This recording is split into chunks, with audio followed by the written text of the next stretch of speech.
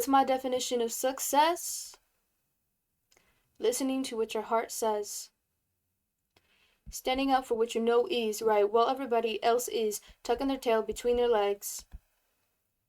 What's my definition of success? Creating something no one else can. Being brave enough to dream big.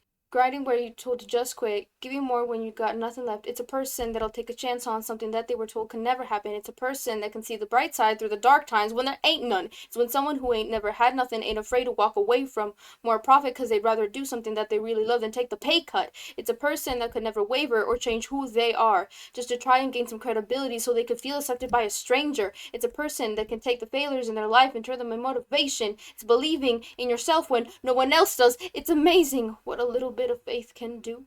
If you don't even believe in you, why would you think or expect anybody else that's around you to? I done things that I regret. I done said things I can't take back. Was a lost soul at a crossroads who had no hope, but I changed that. I spent years of my life holding on to things that I never should have kept full of hatred. Years of my life carrying a lot of baggage that I should have walked away from. Years of my life wishing I was someone different, looking for some validation. Years of my life trying to fill the void, pretending I was in, they get it. Growing pains unnecessary, evil, difficult to go through, yes, but beneficial. Some would say having a mental breakdown is a negative thing, which one hand I agree with. On the other hand, I was a push I needed to get the help and start in the healing process. See, I never hit rock bottom. Would I be the person that I am today? I don't believe so. I'm a prime example of what happens when you choose to not accept defeat and face your demons. It took me 20 years to realize that if you want to get the opportunity to be the greatest version of yourself, sometimes you gotta be someone you're not to hear the voice of reason. Having kids will make you really take a step back and look in the mirror. At least for me, that's what it did. I wake up every day and pick up my son up, hold him in my arms and let him know he's loved. Standing by the window questioning if dad is ever going to show up. Isn't something he's going to have to worry about. Don't get it twisted. That wasn't a shot. Mama, I forgive you. I just don't want him to grow up thinking that he'll never be enough. 20 years of running, 20 years of searching, 20 years of hurting, 20 years of pain, 20 years of fearful, 20 years of